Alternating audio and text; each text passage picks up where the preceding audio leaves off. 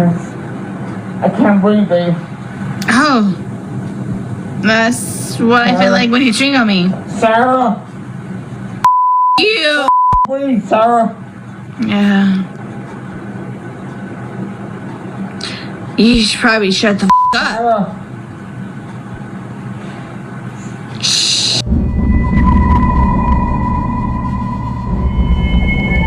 Era mais um dia comum na vida daquele casal. Um jogo entre eles foi iniciado. Mas em uma noite que deveria terminar em diversão, acabou em tragédia. O que começou como uma inocente brincadeira de esconde-esconde acabou revelando registros de violência e uma gravação chocante. Um crime incomum, frio e registrado em vídeo. Hoje você vai conhecer o caso que parou a internet e dividiu opiniões, chamado de O Jogo Mortal da Mala.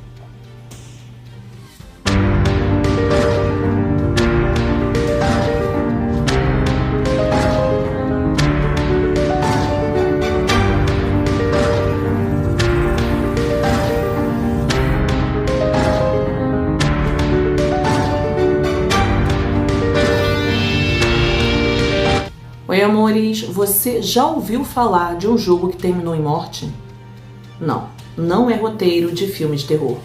É o serial crimes da vez. Jorge Torres aceitou brincar de esconde-esconde com a sua companheira, Sara. Mas o esconderijo escolhido foi uma mala. Sim, uma mala, gente. E o que era para ser uma brincadeira de casal acabou virando manchete policial. E o pior? Tudo foi filmado. Hoje você vai conhecer o caso de Sara e Jorge Torres, também conhecido como Esconde-Esconde Mortal. Prepare-se para uma história onde o amor sufoca literalmente. Mas antes, se inscreva agora no canal e deixe aqui o seu like. Vamos ajudar o canal a ir para frente, meu povo! E, claro, nós vamos agora ao nosso vídeo. Jorge Torres Jr. nasceu no dia 13 de fevereiro de 1978 na Filadélfia, Pensilvânia, nos Estados Unidos. Ele era filho de Jorge Torres Sênior e Blanca Torres, um casal latino-americano que foram para os Estados Unidos em busca de oportunidades de emprego. Seus irmãos mais velhos, por parte de pai, eram Vitor Manuel, Valentim e Maria. Depois, como fruto de casamento de Jorge Sênior e Blanca, nasceram Aurora, José, Juan, Gabriel, Moisés, Farael, Ezequiel e Vitória. Muita gente, meu povo! Jorge já foi casado anteriormente e já tinha 3 filhos chamados Ana Vitória Torres, Jorge Torres III e Destino Mia Torres. O primeiro casamento de Jorge não deu certo e eles se separaram. Foi quando Jorge conheceu a Sara Boone, que nasceu na Flórida, com quem iniciou um relacionamento. A Sara também tinha uma filha, fruto do seu casamento anterior, com um homem chamado Brian. Jorge e Sara viviam em uma união estável em uma casa em Inter Park, na Flórida, e alguns documentos judiciais mostravam uma história de violência doméstica entre o casal desde 2018. O casal também já havia sido preso no condado de Orange por agressão mútua. Sara havia sido presa em junho de 2018 por uma acusação de agressão por estrangulamento contra Jorge. Mas o próprio Jorge foi acusado de agressão derivada de um conflito provocado pelo álcool contra Sara. Em suas declarações, Sara disse aos investigadores que Jorge a arrastou escada acima e deu um chute no olho direito dela, só porque ela estava conversando com um rapaz em um bar. No entanto, o homem declarou que ela o segurava pelo pescoço com tanta força que ele já não conseguia respirar e que a única maneira de se livrar dela foi dando um chute. Ele explicou que se não tivesse feito aquilo, talvez ele não estaria vivo para contar a história.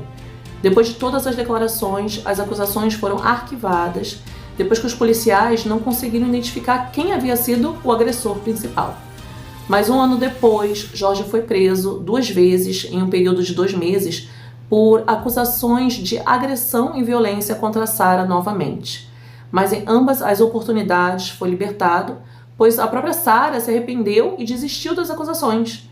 A última prisão de Jorge foi registrada em setembro de 2019, quando a Sara o acusou de bater nela na orelha esquerda.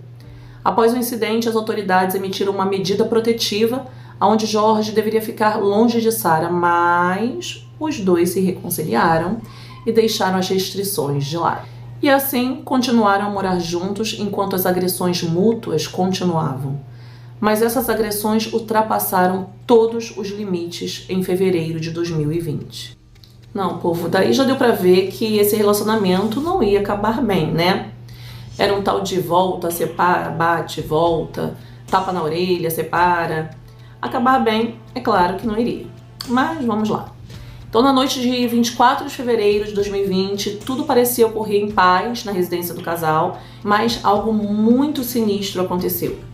Mas lembrando que essa situação foi baseada apenas no depoimento da Sara, o que eu vou contar aqui agora. Então não se sabe se a história é 100% verídica.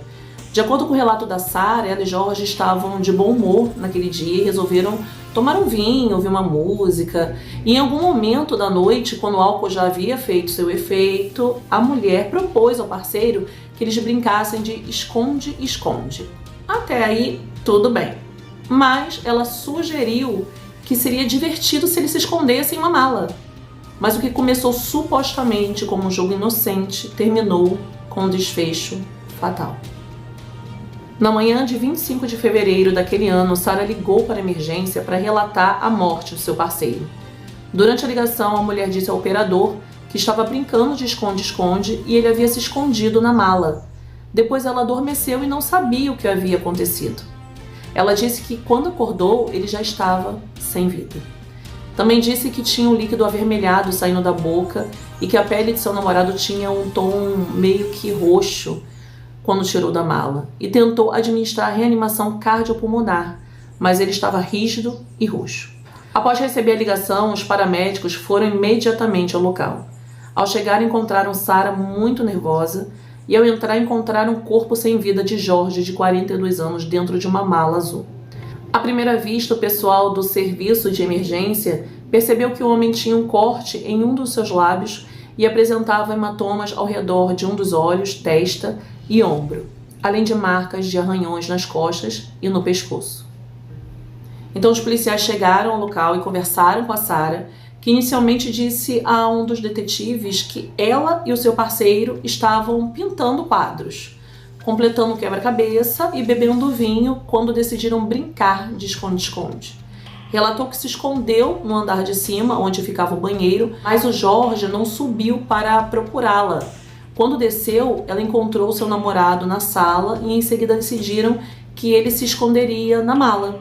Então ela fechou o zíper, mas assegurou que havia deixado 2 dedos de Jorge para fora para que ele pudesse sair. Depois ela contou que, passado da meia-noite, ela foi dormir enquanto Jorge ainda estava preso na mala, mas afirmou que estava certa de que ele sairia, pois ela deixou aquele espaço para isso.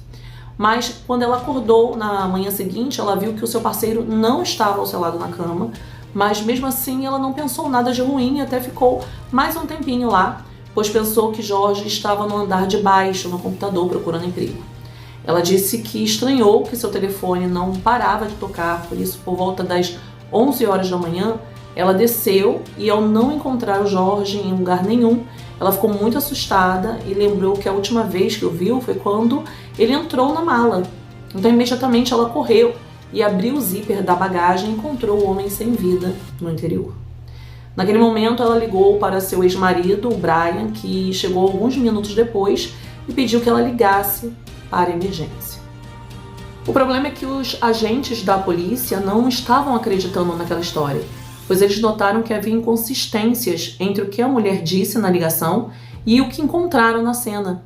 Segundo o que Sara disse ao operador de emergência, ela havia tirado seu marido da bagagem para tentar reanimá-lo, mas os oficiais que foram à casa encontraram o corpo ainda dentro da mala. Diante disso, os investigadores investigaram o telefone de Sara, e durante a busca nos registros do celular, os detetives encontraram algo macabro. 2 vídeos gravados por Sara naquela noite que derrubaram toda a sua versão e demonstraram que o casal não estava brincando de esconde-esconde. Nas imagens arrepiantes, a câmera apontava para uma mala no chão, movendo-se enquanto se ouvia Jorge suplicando por ajuda e afirmando que não conseguia respirar. No entanto, ao invés de ajuda, suas súplicas eram recebidas com zombarias, risadas e uma raiva implacável por parte da mulher. Em seguida, a vítima começou a repetir várias vezes que estava com problemas para respirar, mas a Sarah continuou zombando e o insultando. As autoridades então receberam os resultados das análises forenses realizadas no corpo, que revelaram como causa da morte a asfixia. Também foi registrado no relatório que o homem apresentava sinais de maus tratos, tinha o olho roxo e hematomas e cortes na cabeça, costas e mãos. O relatório concluiu que o homem estava preso dentro da mala por 11 horas e tinha álcool em seu organismo no momento da sua morte. Após obter todas as evidências, a mulher foi presa em 25 de fevereiro de 2020 e escoltada até a sede da delegacia, onde foi novamente interrogada pelos detetives encarregados do caso, que foi declarado, claro, como homicídio. Ao ser confrontada com as provas encontradas em seu telefone, a mulher dizia que não se lembrava de ter gravado os vídeos. Óbvio que não, né, minha filha?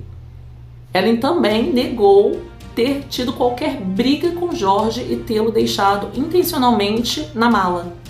Quando a detetive Chelsea Cospel, xerife do condado de Orange, na Flórida, perguntou por que ela não ajudou o rapaz quando ele implorava por ajuda, ela disse que não tinha ideia de por que as coisas terminaram daquela maneira e que tudo tinha sido um acidente, mas que ela só pensava em deixá-lo ali por 5 minutos e que depois acabou dormindo, e também disse que a mala não estava totalmente fechada e que Jorge poderia ter saído, mas as autoridades encontraram a bagagem fechada com um zíper e um clipe ainda fechando aquele zíper, gente. E com isso era óbvio e que era impossível dele sair dali, e claro, ela havia mentido.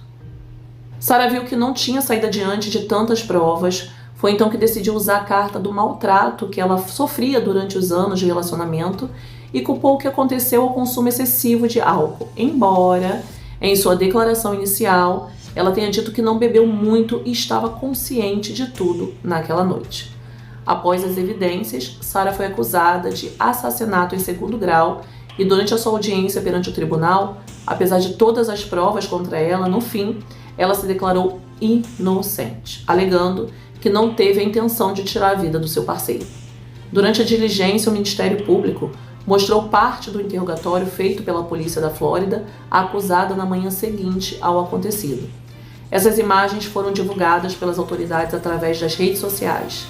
Com base nos vídeos encontrados no celular da mulher, a acusação sustentou que a acusada deixou seu parceiro morrer intencionalmente. Após ouvir os argumentos do Ministério Público, o juiz ordenou sua detenção na prisão do condado de Orange, sem direito à fiança até o momento do julgamento.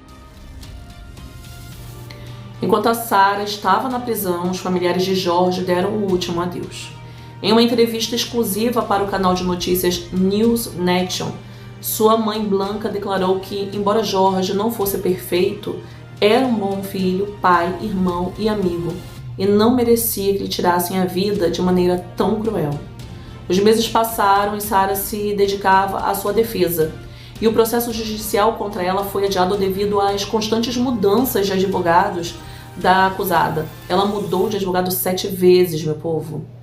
Seu advogado inicial, Maurício Padilha, retirou-se do caso em maio de 2022 e foi seguido por uma série de defensores públicos, cada um deles também abandonando o caso, alegando conflitos de interesses. Em 23 de julho de 2023, o seu representante legal, Frank Markovitz, nomeado formalmente em 11 de junho daquele ano, anunciou que basearia sua defesa na suposta síndrome da mulher maltratada que a acusada sofria.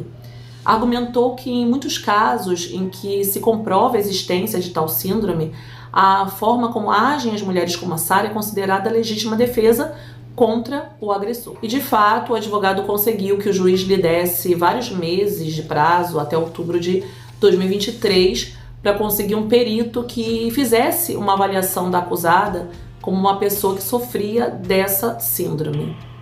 No entanto, em agosto de 2023, o advogado apresentou uma moção para ser retirado do caso também. Em uma audiência realizada em 8 de setembro de 2023, seu 6º defensor público indicou que Sarah queria que ele se dedicasse exclusivamente ao seu caso, o que obviamente não era possível.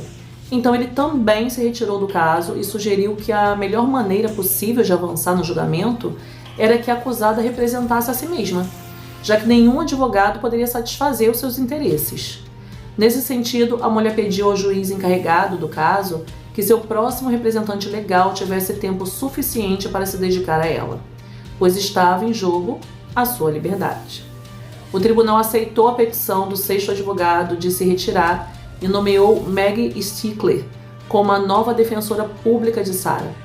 Sarah foi condenada à prisão perpétua e, após a sua condenação, ela foi transferida do centro de detenção do condado de Orange para a Florida Moments Correction Facility, onde cumpre a sua pena.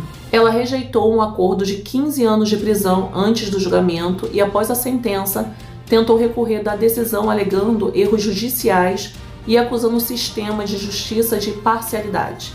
No entanto, a corte rejeitou as suas alegações e manteve a sentença, e ela cumpre sua pena de prisão perpétua na Flórida. No fim das contas, Jorge Torres não morreu apenas sufocado em uma mala. Ele foi silenciado por uma relação marcada por sombras que ninguém quis ver. E Sarah Boone? Agora, cumpre uma pena perpétua enquanto o mundo tenta entender o que se passa na mente de alguém que transforma uma brincadeira em uma sentença de morte. Um caso bizarro, real e desconcertante que nos lembra que por trás das portas fechadas, até os jogos mais inocentes podem esconder tragédias. Se você gosta de mergulhar em histórias reais, chocantes e cheias de mistério, inscreva-se aqui no canal, ative o sininho e volte na próxima semana, porque no universo do True Crime, a realidade sempre supera a ficção.